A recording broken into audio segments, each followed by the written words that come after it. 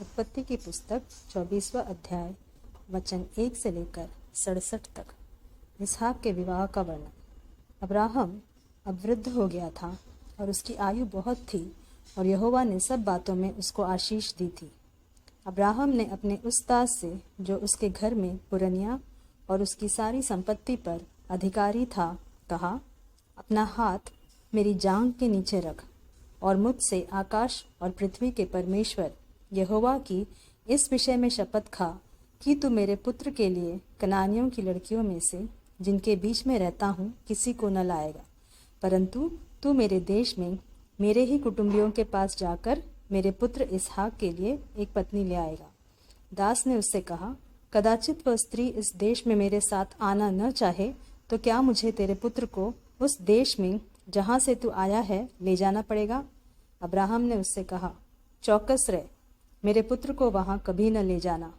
स्वर्ग का परमेश्वर यहोवा जिसने मुझे मेरे पिता के घर से और मेरी जन्मभूमि से ले आकर मुझसे शपथ खाई और कहा कि मैं यह देश तेरे वंश को दूंगा, वही अपना दूत तेरे आगे आगे भेजेगा कि तू मेरे पुत्र के लिए वहाँ से एक स्त्री ले आए।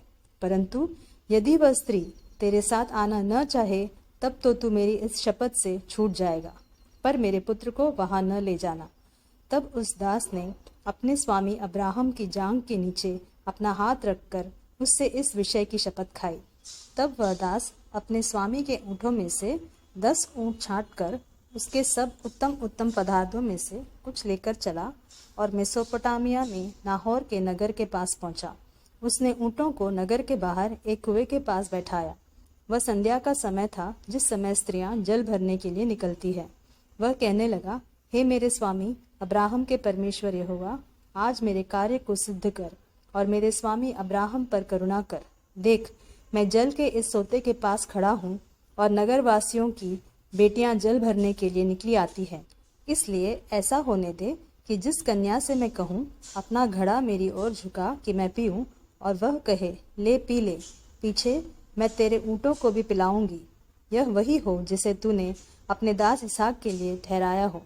इसी रीति मैं जान लूँगा कि तूने मेरे स्वामी पर करुणा की है। और ऐसा हुआ कि जब वह कह ही रहा था कि रिबका, जो अब्राहम के भाई नाहोर के जन्माए मिल्का के पुत्र बतूएल की बेटी थी, वह कंधे पर घड़ा लिए हुए आई। वह अति सुंदर और कुमारी थी और किसी पुरुष का मुंह न देखा था। वह कुएं में सोते के पास उतर गई और अपना घड़ा भर के फिर ऊपर आई। तब वह दास उससे भेंट करने को दौड़ा और कहा, अपने घड़े में से थोड़ा पानी मुझे पिला दे। उसने कहा, हे मेरे प्रभु, ले पी ले। और उसने जल्दी से घड़ा उतार कर हाथ में लिए लिए उसको पिला दिया।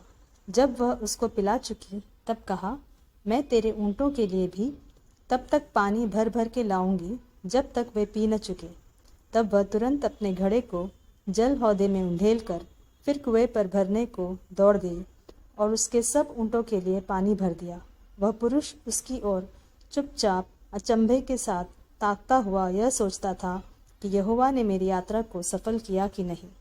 जब ऊँट पी चुके तब उस पुरुष ने आधा तोला सोने का एक नथ निकाल कर उसको दिया और 10 तोले सोने के कंगन उसके हाथों में पहना दिए और पूछा, तू किसकी बेटी है, यह मुझको बता। क्या तेरे पिता के घर में हमारे टिकने के लिए स्थान है? उसने उत्तर दिया, मैं तो नाहोर के जन्माए मिल्का के पुत्र बतूएल की बेटी हूँ। फिर उसने उससे कहा, हमारे यहाँ पुआल और चारा बहुत है और टिकने के लिए स्थान भी है। तब उस पुरुष ने सिर झुकाकर यहोवा को दंडवत करके कहा, धन्य है मेरे स्वामी अब्राहम का परमेश्वर यहोवा, जिसने अपनी करुणा और सच्चाई को मेरे स्वामी पर से हटा नहीं लिया। यहोवा ने मुझको ठीक मार्ग पर चलाकर मेरे स्वामी के भाई बंधुओं के घर पर पहुंचा दिया है। तब उस कन्या ने दौड़कर अपनी माता के घर में यह सारा वृत्तांत कह सुनाया। तब लाबान, जो रिबका का भाई था, बाहर कुएं के निकट उस पुरुष के पास दौड़ा गया। और ऐसा हुआ कि जब उसने वह नथ और अपनी बहन रिबका के हाथों में वे कंगन भी देखे और उसकी यह बात भी सुनी कि उस पुरुष ने मुझसे ऐसी बातें कही, तब वह उस पुरुष के पास गया और क्या देखा कि वह सोते के निकट ऊँटों के पास खड़ा है। उसने कहा, हे यहोवा की ओर से धन्य पुरुष, भीतर आ, तू क्यों बाहर खड़ा है? मैंने घर को और ऊँटों के लिए भी स्थान तैयार किया है। इस पर वह पुरुष घर में गया और लाबान ने ऊँटों की काठियाँ खोलकर उन्हें पुआल और चारा दिया और उसके साथियों के पाँव धोने को जल दिया। तब अब्राहम के दास के आगे जल पान के लिए कुछ रखा गया, पर उसने कहा, मैं जब तक अपना प्रयोजन न कह दूं तब तक कुछ न खाऊंगा। लाबान ने कहा, कह दे। तब उसने कहा, मैं तो अब्राहम का दास हूँ। यहोवा ने मेरे स्वामी को बड़ी आशीष दी है, इसलिए वह महान पुरुष हो गया है और उसने उसको भेड़ बकरी, गाय बैल, सोना रूपा, दास दासियाँ, ऊँट और गधे दिए हैं। और मेरे स्वामी की पत्नी सारा के बुढ़ापे में उससे एक पुत्र उत्पन्न हुआ है और उस पुत्र को अब्राहम ने अपना सब कुछ दे दिया है। मेरे स्वामी ने मुझे यह शपथ खिलाई है, मैं उसके पुत्र के लिए कनानियों की लड़कियों में से, जिनके देश में वह रहता है, कोई स्त्री नहीं लाऊंगा। मैं उसके पिता के घर और कुल के लोगों के पास जाकर उसके पुत्र के लिए एक स्त्री ले आऊँगा। तब मैंने अपने स्वामी से कहा, कदाचित वह स्त्री मेरे पीछे न आए। तब उसने मुझसे कहा, यहोवा जिसके सामने मैं चलता आया हूँ, वो तेरे संग अपने दूत को भेजकर तेरी यात्रा को सफल करेगा और तू मेरे कुल और मेरे पिता के घराने में से मेरे पुत्र के लिए एक स्त्री ला सकेगा। तू तभी मेरी इस शपथ से छूटेगा जब तू मेरे कुल के लोगों के पास पहुँचेगा, और यदि वे तुझे कोई स्त्री न दे तो तू मेरी शपथ से छूटेगा। इसलिए मैं आज उस कुएं के निकट आकर कहने लगा, हे मेरे स्वामी अब्राहम के परमेश्वर यहोवा, यदि तू मेरी इस यात्रा को सफल करता हो तो देख, मैं जल के इस कुएं के निकट खड़ा हूँ, और ऐसा हो कि जो कुमारी जल भरने के लिए आए और मैं उससे कहूँ, अपने घड़े में से मुझे थोड़ा पानी पिला, और वह मुझसे कहे, पी ले, और मैं तेरे ऊँटों के पीने के लिए भी पानी भर दूंगी, वह वही स्त्री हो जिसको तूने मेरे स्वामी के पुत्र के लिए ठहराया है। मैं मन ही मन यह कह ही रहा था कि देखो, रिबका कंधे पर घड़ा लिए हुए निकल आई। फिर वह सोते के पास उतर के भरने लगी। मैंने उससे कहा, मुझे पिला दे, और उसने जल्दी से अपने घड़े को कंधे से उतार के कहा, ले पी ले, पीछे मैं तेरे ऊँटों को भी पिलाऊंगी। इस प्रकार मैंने पी लिया और उसने ऊँटों को भी पिला दिया।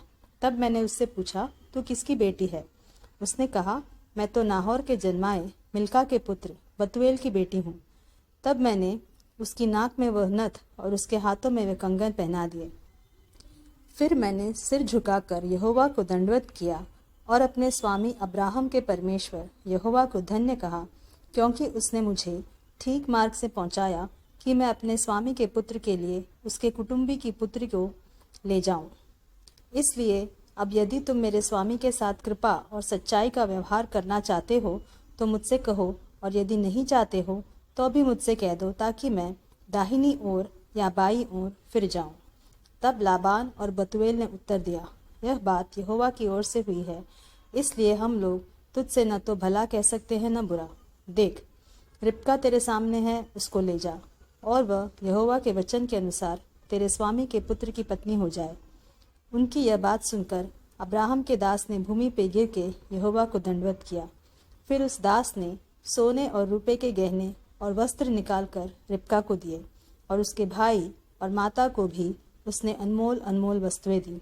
तब उसने अपने संगी जनों समेत भोजन किया और रात वही बिताई। उसने तड़के उठकर कहा, मुझको अपने स्वामी के पास जाने के लिए विदा करो। रिबका के भाई और माता ने कहा, कन्या को हमारे पास कुछ दिन अर्थात कम से कम 10 दिन और रहने दो, फिर उसके पश्चात वह चली जाएगी। उसने उनसे कहा, यहोवा ने जो मेरी यात्रा को सफल किया है, इसलिए तुम मुझे मत रोको। अब मुझे विदा कर दो कि मैं अपने स्वामी के पास जाऊं। उन्होंने कहा, हम कन्या को बुलाकर पूछते हैं और देखेंगे कि वो क्या कहती है। और उन्होंने रिबका को बुलाकर उससे पूछा, क्या तू इस मनुष्य के संग जाएगी? उसने कहा, हाँ, मैं जाऊंगी। तब उन्होंने अपनी बहन रिबका और उसकी धाई और अब्राम के दास और उसके साथी सबों को विदा किया। और उन्होंने रिबका को आशीर्वाद देके कहा, हे हमारी बहन, तू हजारों लाखों की आदिमाता हो और तेरा वंश अपने बैरियों के नगरों का अधिकारी हो।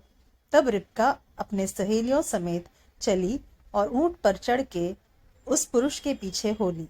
इस प्रकार वह दास रिबका को साथ लेकर चल दिया। इसहाक, जो दक्षिण देश में रहता था, लहाई-रोई नामक कुएं से होकर चला आता था। सांझ के समय वह मैदान में ध्यान करने के लिए निकला था और उसने आंखें उठाकर क्या देखा कि ऊंट चले आ रहे हैं। रिबका ने भी आंखें उठाकर इसहाक को देखा और देखते ही ऊंट पर से उतर पड़ी। तब उसने दास से पूछा, जो पुरुष मैदान पर हमसे मिलने को चला आता है सो कौन है? दास ने कहा, वह तो मेरा स्वामी है।